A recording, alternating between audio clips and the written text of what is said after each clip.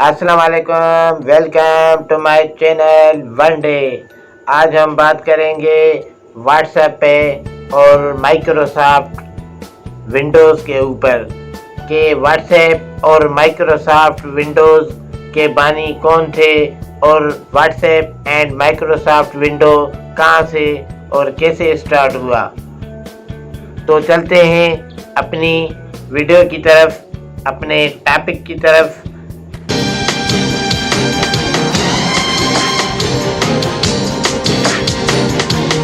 दोस्तों, व्हाट्सएप को व्हाट्सएप क्यों कहते हैं? आपके जहन में ये सवाल कभी नहीं आया होगा, लेकिन मैं आपको बताता जाता हूँ। दोस्तों, हर चीज़ के पीछे एक स्टोरी होती है और यहाँ पर भी एक स्टोरी है। व्हाट्सएप की भी स्टोरी आपको सुनना पड़ेगी। जॉन कॉम व्हाट्सएप के बानी है। व्हाट्सएप बनाने से पहले जॉन कॉम एक कंपनी में काम करते थे, लेकिन उन्होंने उसके बाद 2009 के अंदर पहली बार आईफोन लिया। आईफोन के अंदर ऐप स्टोर देखकर वो निहायत ही हैरान हुए। जिस तरह एंड्रॉइड के अंदर ऐप स्टोर होता है, बिल्कुल उसी तरह आईफोन के अंदर भी ऐप स्टोर होता है, जहां से आप सारी ऐप इंस्टॉल कर सकते हो और अपनी फोन के अंदर डाउनलोड भी कर सकते हो। जॉन कॉम ने जब पहली बार ऐप स्टोर देखा तो उन्होंने ऐप स्टोर के पोटेंशियल को जान लिया था और जान गया कि यहाँ पे एप्लीकेशंस बहुत ज्यादा वायरल हो जाएंगी। फिर उनके जहन में ऐप बनाने का आइडिया आ गया। उनके साथ अक्सर एक प्रॉब्लम ज्यादा होती थी। वो जब भी जिम में जाते थे तो उनको ज्यादा फोन कॉल्स आती थी और ये जिम में जब एक्सरसाइज कर रहे होते थे तो फोन कॉल्स अटेंड नहीं कर पाते थे। तो जॉन ने सोचा कि कोई एक ऐसी एप्लीकेशन हो जाए जहाँ पर मैं स्टेटस लगा सकूं कि भाई इस वक्त मैं जिम में हूँ या उस वक्त मैं किसी और काम में बिजी हूँ, और देखने वाला इंसान ये समझ जाए कि सामने वाला इंसान जिम में है या स्टडी कर रहा है या स्कूल में है या कहीं और है। दोस्तों, व्हाट्सएप का मतलब होता है क्या कर रहे हो, जिंदगी में इस वक्त क्या चल रहा है, क्या हो रहा है।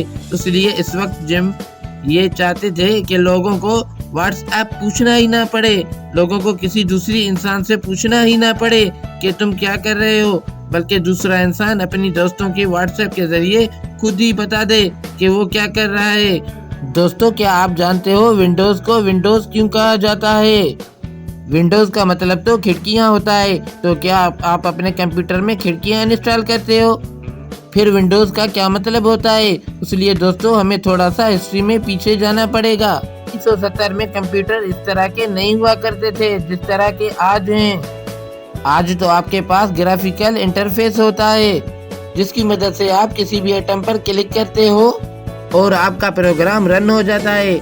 आपका जो भी काम होता है, जो भी टास्क होती है, वो एग्जीक्यूटिव हो जाती है और आपका काम होना खुद ब खुद ही शुरू हो जाता है। लेकिन 1970 में और उसके बाद भी ऐसा नहीं होता था। उस वक्त इंटरफेस कमांड लाइन होता था, जिस पर आप कमांड लिखते थे और ओके करते थे। आपको सारी की सारी कमांड अपने दिमाग में याद करना पड़ती थी।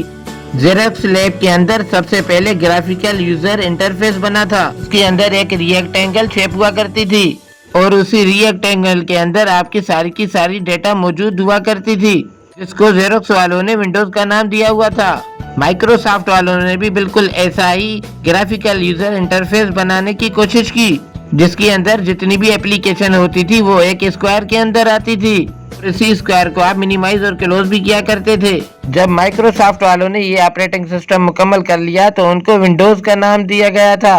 बिल गेट्स के पास एक सॉफ्टवेयर इंजीनियर आता है और पूछता है कि इस ऑपरेटिंग सिस्टम का नाम क्या रखा जाए। तो बिल गेट्स कहता है कि जो तुम्हारे दिल में आता है वो नाम रख लो। इस मीटिंग में उसका नाम रखा जाता है। उसके बाद सॉफ्टवेयर इंजीनियर कहता है कि हमने इस प्रोग्राम के अंदर विंडोज रखी है, तो क्यों ना हम इस प्रोग्राम का नाम माइक्रोसॉफ्ट विंडोज रखें। दोस्तों, इस छोटी सी मीटिंग के अंदर विंडोज का नाम रखा गया और इसी तरह ये मीटिंग खत्म हुई और आज पूरी दुनिया माइक्रोसॉफ्ट विंडोज को नाम से जानती है। दोस्तों, माइक्रोसॉफ्ट विंडोज जो आजकल हमारे सारे प्रोग्राम और कंप्यूटर में यूज होती है और सारी दुनिया में उसको इस्तेमाल किया जाता है, उसके बारे में जानकर आपको खुशी तो जरूर हुई होगी कि कैसे विंडोज का नाम पड़ा और पूरी ग्लोब में ये मशहूर हो गया। इसलिए आपसे गुजारिश है कि मेरी इस वीडियो को लाइक करें, शेयर करें।